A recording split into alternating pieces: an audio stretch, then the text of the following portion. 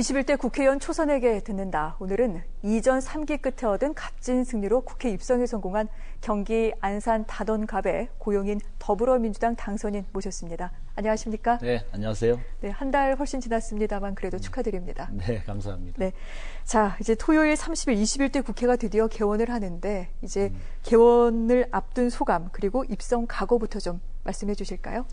네, 먼저 그 지역 주민들께 심심한 감사를 드립니다. 오늘날 저를 있게 만들어준 것은 오로지 그 원천이 우리 지역 주민들에게 있기 때문입니다. 지금 그 코로나19가 지속되고 또 아직도 경제 위기가 계속되다 보니까 제가 마냥 기뻐할 수만은 없고 마음이 많이 무거워지는데요.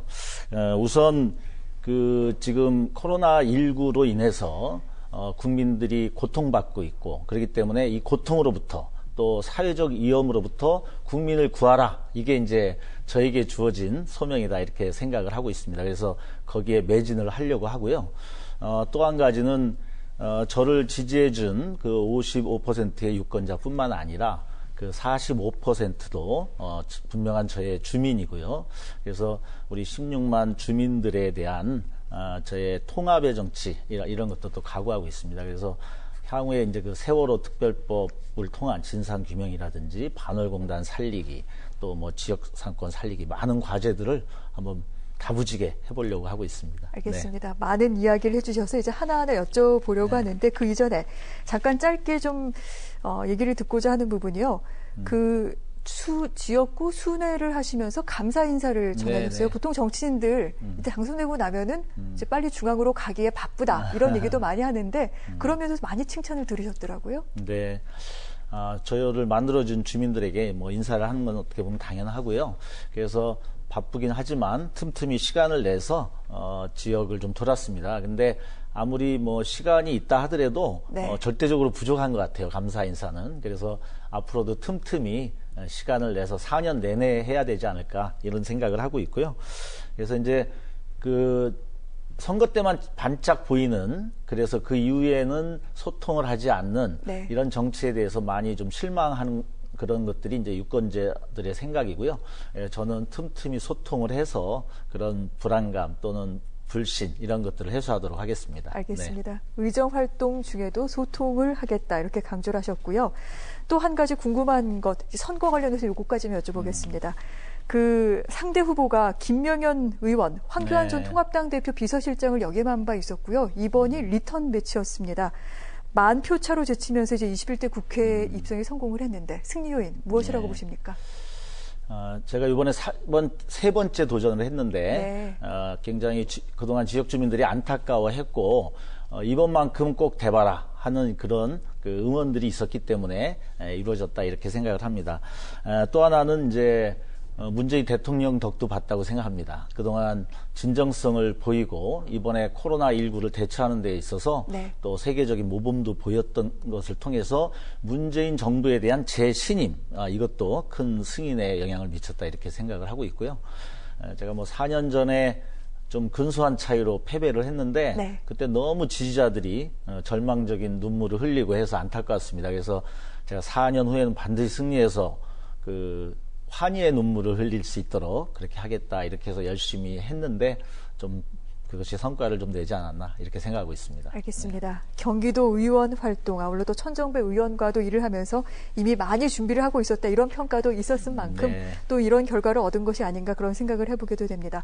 그런데 지금 고용인 당선인 이미 행보가 매우 바쁩니다. 더불어민주당 내 86그룹이 이끌고 있는 더 좋은 미래에 신입 회원으로 가입을 해서 지난 23일 노무현 전 대통령 기일에 봉하마을을 다녀왔습니다. 그리고 그 전날에는 워크숍을 열어서 21대 국회 과제를 논의하기도 했는데 주로 어떤 논의가 있었는지 좀 궁금합니다. 네.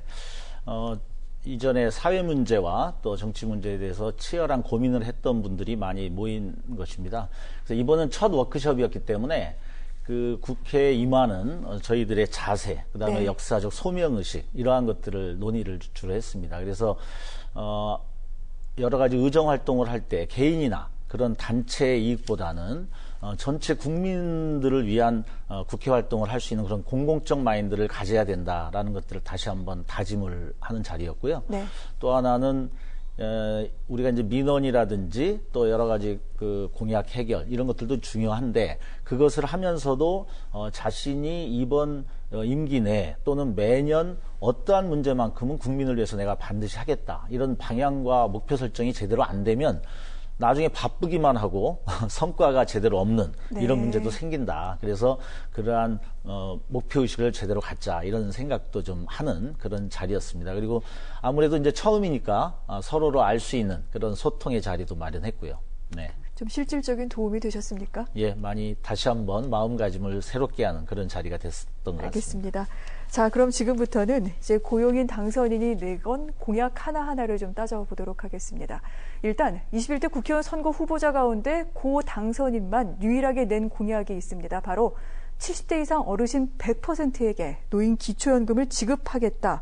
이런 내용인데 이거 가능할까요? 어떻게 지키실 수 있을까요? 우선 우리 어르신들의 현재 고통을 정확하게 알아야 될 것 같은데요. 지금 36개국의 OECD 국가 중에서 우리나라가 그 10대 무역국 안에 든다라고 하는 자부심을 갖고 있음에도 불구하고 노인 자살률이 불행하게도 1위입니다. 그리고 거기에 따른 또 노인 빈곤율도 1위예요. 그래서 이 빈곤율이라고 하는 것은 뭐 잘 사는 사람 1위부터 못 사는 사람 그 중간 소득의 다시 50%. 그 이하에 있는 분들을 이제 빈곤으로 분류하는데 네. 이러한 어려움들을 많이 갖고 있고요. 그래서 이 어르신들은 내 문제는 우리 미래의 또 문제이기도 하고요. 네. 그래서 지금 하위 70%를 노인 기초연금을 지급을 해드리고 30%는 안 하는데 문제는 이 30% 안에 드시는 어르신들이 실제 굉장히 억울함을 호소한다는 겁니다. 예를 들면 집은 있는데 자식으로부터 소득을 제대로 지원금을 못 받고 특별한 소득이 없기 때문에 실제 생계를 유지하는데 어려우신 분들이 많이 있습니다. 그래서 그러한 문제들을 해결해야 되고 또 30% 70%를 분류하는 데 따른 이런 그 행정비용 이런 것들도 좀 해결을 해야 되거든요.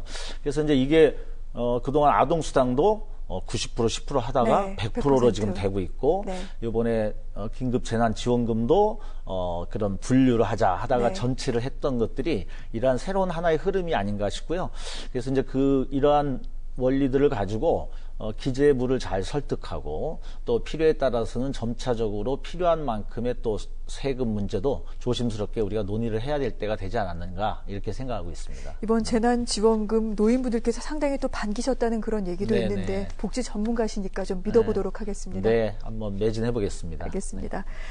아울러 또한 시민들의 목소리도 귀를 기울여서 이들이 원하는 양질의 일자리를 많이 만들어내기 위한 제도를 개선하고 또 지역 상권을 살릴 방안에 대해서도 고민을 하고 있다. 이렇게 얘기를 들었습니다.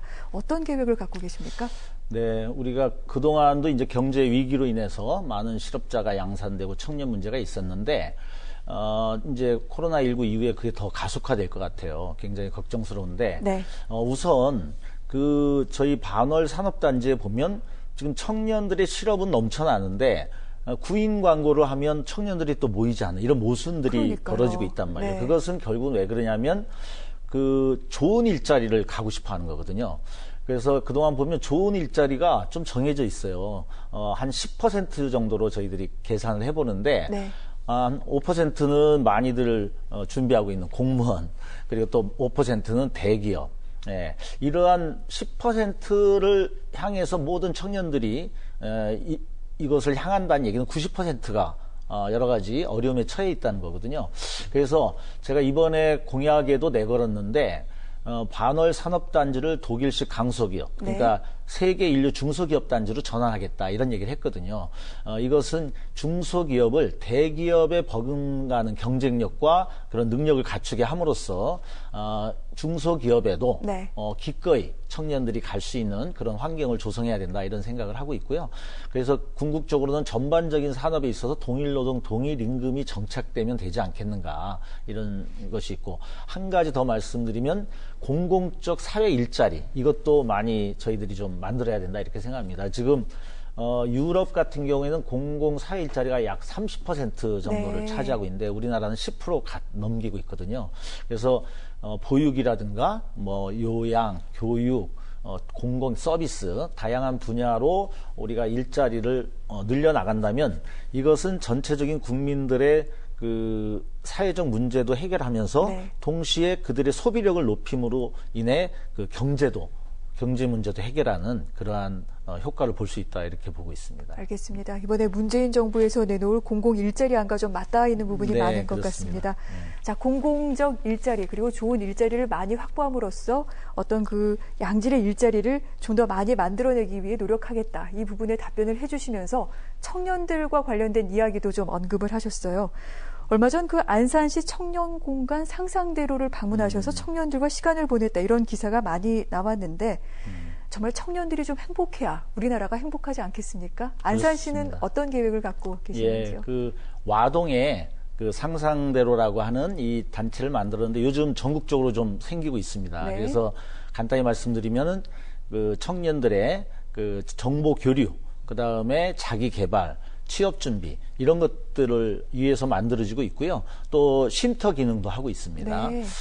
그래서 우리나라에서 이제 이 청년 문제를 해결한다라는 것은 진짜 사회 문제 전반을 해결하는 거나 마찬가지거든요. 예를 들면 지금 심각한 저출산 문제도 청년들이 제대로 취업하고 결혼하지 않으면 이 저출산 문제가 해결될 수 없거든요. 네. 그들의 안정된 취업 또 불안하지 않은 미래를 만들어주는 네. 그런 중대한 이제 과제가 있다고 생각하고요. 제가 우선 이번에 그것과 관련해서 공약을 내건 것은 하나는 청년 케어 센터를 기초 단체에 최소한 하나 이상 만들겠다 이렇게 얘기를 했어요. 그동안은 이제 청년 여러 가지 그 공약이라든가 청년 정책이 네. 취업 준비할 때 약간의 수당을 준다든지 네. 이제 이렇게 몇 가지 일회성이 좀 많이 있었어요. 근데 제가 볼 때는 그 취업을 준비하는 단계에서부터 나의 적성이 어느 방향이 맞는지 또 그것을 성취하기 위해서 그 취업을 하기 위해서는 어떤 과정을 밟아야 되는지 이러한 것을 좀 지속적이고 전문성을 갖춘 그 지원을 받는 게 필요하거든요. 그래서 이런 카운셀러를 1:1 맞춤형으로 해주는 네. 그렇게 해서 안정된 직장을 찾을 때까지 지원해주는 이러한 것들이 실질적인 도움이 되지 않을까 이렇게 생각을 하고 있습니다. 그래서 네. 예를 들면 그 프랑스에는 그 미시형 로컬이라고 하는 그런 그 모델 제도가 하나가 있는데 여기는 그 미취업 그 청년들의 어떤 그 교육이라든가 여러 가지 다양한 전문성을 갖추고 네. 방법론을 갖추는 그런 프로그램들을 하고 그 프로그램을 성취해 나가는 과정에서의 어떤 수당 제도도 같이 결합시켜서 그런 생계 문제까지 해결하는 네. 뭐 이런 것도 있다는 것을 한번 예를 들어보겠습니다. 사실 사회에 첫 발을 내디딜 때 어떠한 도움을 받느냐에 따라서 그렇죠. 앞으로의 많은 것들이 바뀌게 되잖아요. 이런 부분은 꼭 실현이 좀 됐으면 좋겠습니다. 예, 그렇죠. 청년들에게도 네. 국가와 사회가 그러니까요. 나를 이렇게 보호해서 네. 안정화시켜준다라는 것들을 얻을 때 그 자신들이 또 이후의 공동체나 국가에 대해서 그만큼 또 역할을 할 수 있다 이렇게 생각하고 있습니다. 알겠습니다. 네.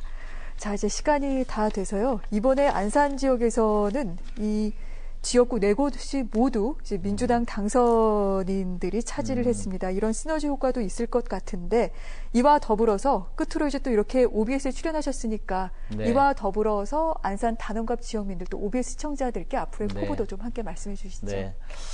이번에 그 4개 지역 민주당 의원이 다 되어서 저로서는 굉장히 기쁘고 또 유권자들이 고맙게 생각합니다.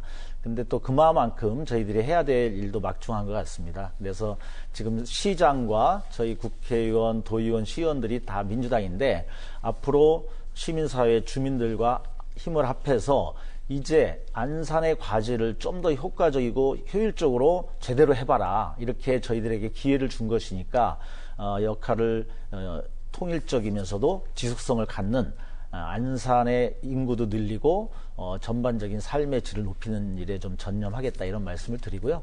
항상 우리 정치인들에게 우리 유권자나 또 우리 OBS 시청자들께 말씀드리면 저희들에게 바라는 그 앞과 뒤가 같은 정직한 정치인 또 처음과 끝이 한결같이 국민만을 위하는 그런 정치를 바라고 있는 것 같은데요. 열심히 해서 고영인을 제대로 뽑았다 이런 소리가 나올 때까지 열심히 하겠습니다. 감사합니다. 알겠습니다. 앞으로 발전된 안산 기대하면서 고영인 의원의 활약도 지켜보도록 하겠습니다. 네. 오늘 나와주셔서 고맙습니다. 네, 감사합니다.